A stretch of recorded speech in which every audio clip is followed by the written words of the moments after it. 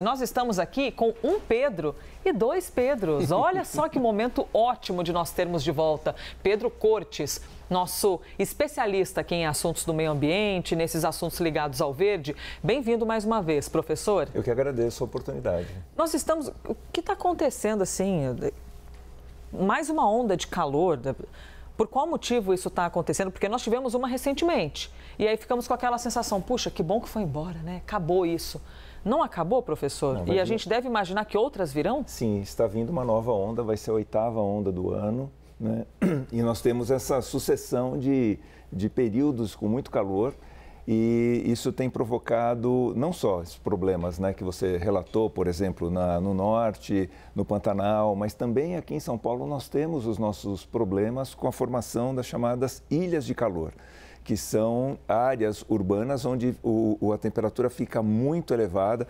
Às vezes a gente chega a ter 10 graus de diferença de temperatura entre uma região e outra. Nós temos aqui uma primeira arte que mostra para a gente como essa variação, né? Essa situação ocorre. Não, estou esperando a arte entrar. Ah, entendi. Está aí pronto. Agora sim temos a arte. Por favor, professor, nos mostre. Então, aqui nós temos a região de Moema, tá? E um bairro aqui da bairro cidade de Ibirapuera, né? Bairro de Ibirapuera, Moema. O Ibirapuera, para quem não conhece, é um parque. Professor, só vou pedir a gentileza de ficar, ao invés desse lado, desse lado. Isso, que aí o pessoal consegue... Aí, maravilhoso, que o pessoal consegue enxergar mais. Nesse caso, é uma área muito arborizada, né? Um parque urbano. O principal parque de São Paulo não é o maior, mas é o mais conhecido. E próximo nós temos bairros que são bem arborizados. Então, essa mancha azul mostra uma temperatura mais amena. À medida que a gente vai se afastando, né, do Parque do Ibirapuera e nós pegamos áreas que não estão tão arborizadas, essa temperatura ela tende a aumentar. É o que acontece, por exemplo, aqui na região de Paraisópolis, que é uma comunidade que fica junto ao bairro do Morumbi. Ela é muito pouco arborizada, as construções são pequenas, há pouca ventilação, enfim, é um bairro muito pobre, cercado pelo Morumbi, que é um bairro muito arborizado. Então, nós temos essas manchas azuis e esverdeadas que são de temperatura mais amena. Há estudos que mostram que a diferença de temperatura entre Paraisópolis e o Morumbi chega a 10 graus nesses episódios de calor. E esses bairros ficam um ao lado do outro, né? O Morumbi fica ali parede com Paraisópolis. Nós temos essas duas imagens abertas, não o comparativo, não sei se você consegue carregar em movimento, né, o vídeo 1 e o 2. Um vídeo que nós temos para podermos usar, já entra aí para que nós possamos ver. Esse é o de Paraisópolis, olha. O entorno, como fica azulado, que é o bairro do Morumbi. Daqui a pouco já vai voltar a imagem original, que é do satélite. Só para a gente ter uma referência, professor, ali embaixo é a Marginal Pinheiros, Marginal é isso? Pinheiros. Essa linha azul é um rio que corta a cidade de São Paulo, né? Agora, olha, nós temos aqui Paraisópolis e em torno aqui o Morumbi, uma temperatura mais amena. O segundo vídeo mostra a região do... Só para a gente localizar, para quem não é de São Paulo, a gente está falando ali da Marginal do Rio Pinheiros, certo, professor? Sim. Ali ao lado? Aqui nós estamos já com o Parque de Ibirapuera, Moema, Campo Belo, e aqui nós temos Liberdade, Bela Vista, Cambuci, Ipiranga. Sim. Passando do outro lado da Avenida Paulista, né, ali nós já temos uma redução da arborização e isso faz com que a temperatura suba muito. Então, como a gente pode combater essas ilhas de calor? Plantando árvores. Não é uma solução difícil. Pois é, tem até uma intensidade demográfica, né, professor, nessas regiões onde aquece mais. Paraisópolis, por exemplo, é uma cidade onde você tem muitas pessoas morando em espaços pequenos. Essa imagem que mostra esse centro, na verdade, é uma comunidade, uma região aqui em São Paulo de baixo padrão, onde muitas casas, inclusive, são construídas com madeira, né? Madeira e concreto. E as ruas são estreitas e isso acaba, obviamente, dificultando, inclusive, a ventilação, né, nesses locais. Sem estratégia, então, de mobilidade, de construção. Sem planejamento. Né? Sem planejamento nenhum. É uma construção que acabou sendo irregular muitas vezes e acabou passando por cima de um planejamento. Na segunda imagem que a gente mostra, e o professor destacou, você tem ali a Bela Vista e a Liberdade, que são bairros já da região central de São Paulo, né? ali na parte Jardim direita, da Glória, fica Cambuci. mais quente.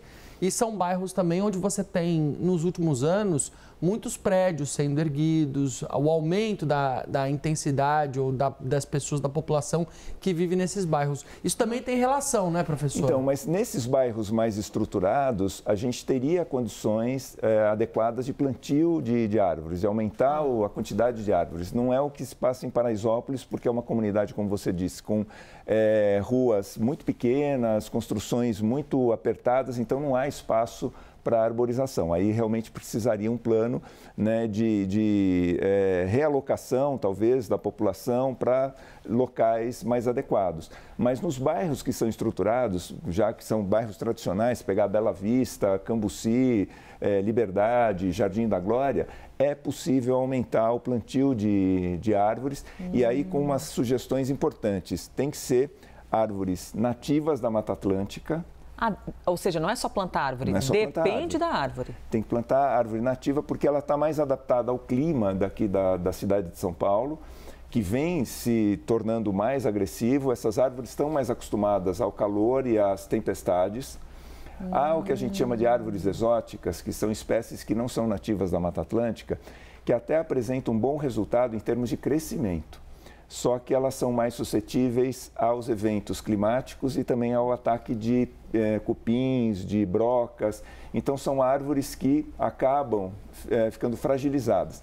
E uma outra coisa muito importante, é até interessante que as pessoas reparem, como as árvores ficam nas ruas, porque muitas vezes você vê que a árvore está ali na hora que ela está na calçada, ela está sufocada pelo cimento, ela não tem espaço para se expandir, para se hidratar. Então, com o tempo, isso vai fragilizando a árvore e faz com que ela fique mais suscetível a eventos climáticos mais extremos e também ao ataque de doenças, e aí elas acabam caindo. Também é o problema das podas irregulares. Ou seja, muitas vezes as árvores, infelizmente, elas são vistas como vilãs, né, do processo. Atrapalhadoras. Que elas atrapalham. Mas, na verdade, elas estão sendo vítimas. Ou foram plantadas em locais inadequados, ou a espécie inadequada, ou a manutenção foi feita de maneira errada ao longo de vários anos. Mas por que a árvore abaixa a temperatura?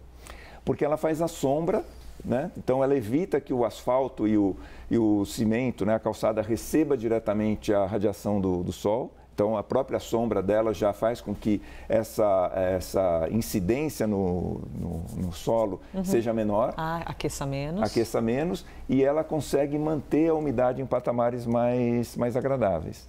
Porque se a gente não tem árvore, o que acontece? A cidade acaba se comportando como uma espécie de deserto.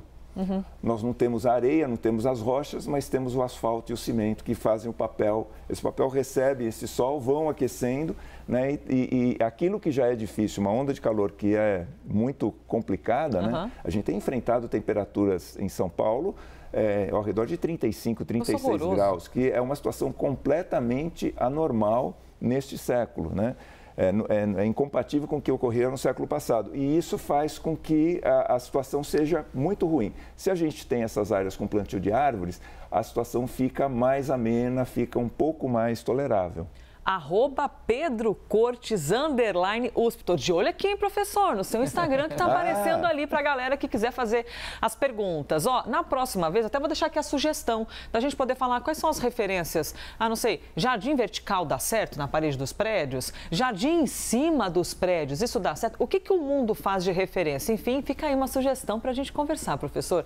Numa próxima vez que nós estivermos juntos aqui para ver na prática. O professor já esclareceu que nada melhor do que plantar árvores e que sejam as árvores ideais para a cidade de São Paulo, por exemplo. Analista de clima e meio ambiente da CNN, Pedro Cortes. Professor, #amamos, hein? Obrigada por ter vindo mais uma vez.